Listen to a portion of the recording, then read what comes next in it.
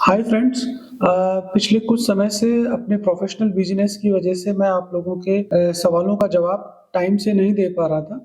तो मैं वापस से इस कड़ी के अंदर क्वेश्चन आंसर्स के जवाब देना चालू कर रहा हूँ। कोशिश करूँगा कि जब भी मुझे समय मिले तो मैं आपके सवालों के जवाब दूँ। तो इस कड़ी के अंदर कुछ क्वेश्चन्स हैं जो इंटरेस्टिंग हैं, मैं इनके जवाब देने से चालू करता हूँ। तो सवाल है शाकिर जावेद जी का। इनका सवाल ये है कि इन्होंने कुछ समय पहले किडनी का ऑपरेशन कराया था और उसके 10 दिन बाद इनको प्राइपिज्म हुआ। तो प्राइपिज्म क्या होता है, सबसे पहले तो ये समझना पड़ेगा।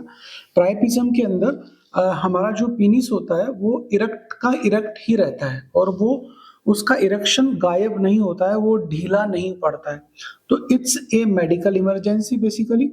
और अक्सर प्राइपिज्म उन लोगों को होता है जो लोग या तो वायग्रा का हैवी डोज ले लेते हैं या सेक्स करने के लिए कुछ इंजेक्शंस आते हैं, जैसे बायमिक्स, ट्राइमिक्स और एक इंजेक्शन जिसको तब बोलते हैं पेपावेरिन। तो जब वो इंजेक्शन लगा लेते हैं हम पेनिस के अंदर, तो जैसे ही पेनिस में इंजेक्शन लगाएंगे तो वो पेनिस इरेक्ट हो जाएगा और उसका इरेक्शन डिसअपियर नहीं होता है। तो इसका इलाज क्या होता है कि या तो उस वक्त कुछ एक्सरसाइज वगैरह करके ब्लड फ्लो को हटाया जाए, जैसे वॉक वगैरह करे लंबे समय तक, या इसके अंदर इंजेक्शन लगा के इसको ड्रेन किया जाता है, खींचा जाता है। जैसे वेन से अपन ब्लड लेते हैं वैसे ही ब्लड लेके इसको खींचा जाता है और इसको नॉन इरेक्ट पोजीशन में लाया जाता है। तो शाकिर जी ने कोई मेडिसिन भी नहीं ली थी और किसी तरह का इनका फिजिकल कांटेक्ट भी नहीं हुआ था, लेकिन फिर भी इनके प्राइपिज्म आ गया और इरेक्शन इनका लंबे समय तक गया नहीं। तो इन्होंने उस वक्त समझदारी दिखाई और इन्होंने किसी फिजिशियन को दिखा के या डॉक्टर को दिखा के उसका ब्लड निकलवा लिया, जिससे कि वो वापस से नॉर्मल हो गया। अब इनका ये कहना है कि उसके बाद से इनकी पेनिस में कोई हलचल नहीं हो रही है, कोई रिएक्शन नहीं हो रहा है। तो अब इनको क्या करना चाहिए? तो पहला बात यह है कि यदि प्राइपिज्म कितनी देर के लिए हुआ है, ये अपने को पता करना पड़ेगा कि कितनी देर आपका पेनिस इरेक्ट रहा है। यदि वो 7-8 घंटे लगातार खड़ा रहा है, तो हो सकता है उसके अंदर कोई टिश्यू डैमेज हुआ हो। इसका पता कैसे लगेगा? इसका पता लगाने के लिए अपने को एक कलर डॉपलर करना पड़ेगा। तो डॉपलर से हमें ये पता चल जाएगा कि पेनिस के अंदर कोई डैमेज हुआ है या कोई वेस्कुलर चेंजेज हुए हैं। तो जब तक वो हमें पता नहीं चलेगा तब तक हम इसकी रिकवरी नहीं कर पाएंगे। दूसरा ये भी हो सकता है शाकिर जी कि आपके और कोई एसोसिएटेड प्रॉब्लम तो नहीं थी साथ में, डायबिटीज वगैरह या कोई वेजो कंस्ट्रिक्शन हो गया हो, कोलेस्ट्रॉल लेवल हाई हो, एजिंग की वजह से टेस्टोस्टेरोन लो हो रहे हो। तो यदि ये भी सब है तो इनको भी रूल आउट करना पड़ेगा। जब ये सब रूल आउट कर पाएंगे तभी हम इसकी ट्रीटमेंट वगैरह कुछ कर पाएंगे। पर घबराइए मत, आजकल हर चीज का इलाज पॉसिबल है। तो आप एक बार किसी एक्सपर्ट से मिले या आपके पास टाइम हो तो आप हमारे सेंटर पे आके हमें दिखाएं, जिससे कि हम इसको एक बार डायग्नोस करके इसका प्रॉपर ट्रीटमेंट चालू कर सकते हैं। इसके बाद मुझे गौरव का सवाल बड़ा इंटरेस्टिंग लग रहा है कि एचआईवी से डेथ कंफर्म है क्या? तो गौरव, डेथ तो कंफर्म है, लेकिन जरूरी नहीं है एचआईवी से हो या नहीं हो। जो आदमी इस दुनिया में आया है वो जाएगा ही। तो चाहे एचआईवी है तो भी जाएगा, एचआईवी नहीं है तो भी वो दूसरी दुनिया में जाएगा, तो भी उसकी मृत्यु निश्चित है। तो मृत्यु हमारे जीवन का एक शाश्वत सत्य है। अब एचआईवी के अंदर मृत्यु जो है वो जल्दी होती है, लेकिन यदि आप उसका प्रॉपर ट्रीटमेंट ले रहे हो और आपके CD4 काउंट सही है तो आपको घबराने की जरूरत नहीं है। मेरे पास पेशेंट्स हैं जो 25-25, 30-30 साल से जिनका एचआईवी का इलाज चल रहा है और वो इतने फिट है कि उनको देखने के बाद कोई आदमी ये नहीं बोल सकता कि इनके एचआईवी है। तो आपको लाइफ स्टाइल क्या है आपका, वो आपके साथ कोई एसोसिएटेड कंडीशन तो नहीं है, एचआईवी के साथ कोई ऑर्गन फेलियर तो नहीं है, ट्यूबरकुलोसिस तो नहीं है, तो ये सब हमें रूल आउट करना पड़ेगा। हाँ, पर जैसे डायबिटीज के अंदर आदमी एक दवाई लेता है और लंबे समय तक चलता है, थायराइड के अंदर जिंदगी भर दवाई लेता है, बीपी की दवाई रेगुलर लेता है।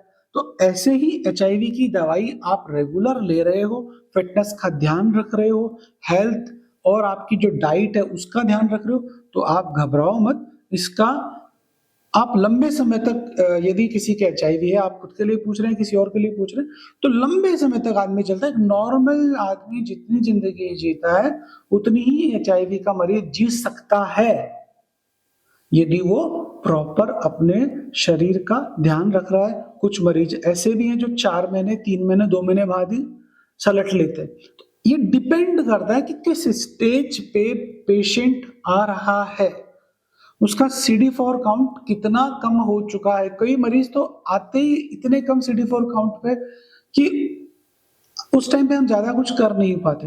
तो अगेन ये it's all depend on your conditions.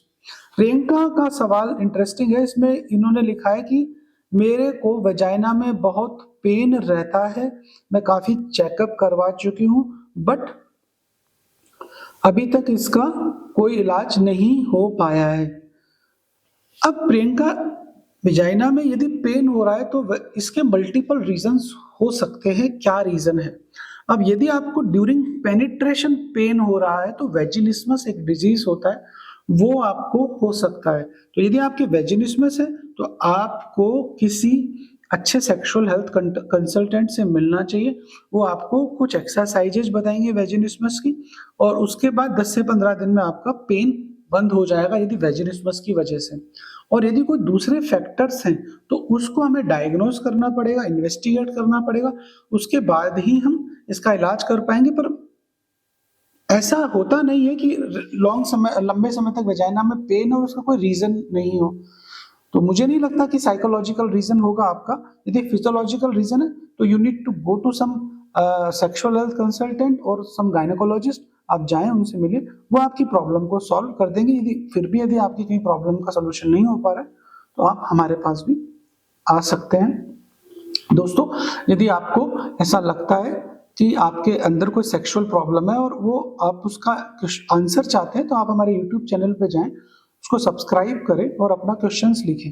यदि आपको ऐसा लगता है कि हमारी ये जो कोशिश है सेक्सुअल हेल्थ पे ये लोगों को हेल्प करेगी, तो आप हमारे चैनल को सब्सक्राइब करें और इसे मैक्सिमम शेयर करें, जिससे हम और लोगों की भी हेल्प कर सकें।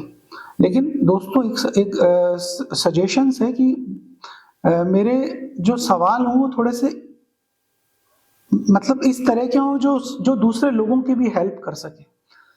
कई बार पेशेंट्स बोलते हैं कि मेरा खड़ा नहीं हो रहा है या मैं जल्दी आउट हो जाता हूं, तो मैं उसका यूट्यूब पे या अपने चैनल पे क्या जवाब दूं? क्योंकि इट्स अ मल्टीफैक्टोरियल डिजीज। आपकी एज क्या है, साइकोलॉजिकल है, फिजियोलॉजिकल है, हार्मोनल है, तो ये सब हम सिर्फ जवाब ऐसे नहीं दे सकते बिना देखे मरीज को कि बुखार का कारण क्या है। बुखार के रीजंस मल्टीपल है, ऐसे इरेक्टाइल डिस्फंक्शन के भी मल्टीपल रीजन है। तो वो हमें डायग्नोज करने होते हैं, वो हमें पता करने होते हैं, उसके बाद ही हम उसका इलाज कर सकते हैं। Thank you so much.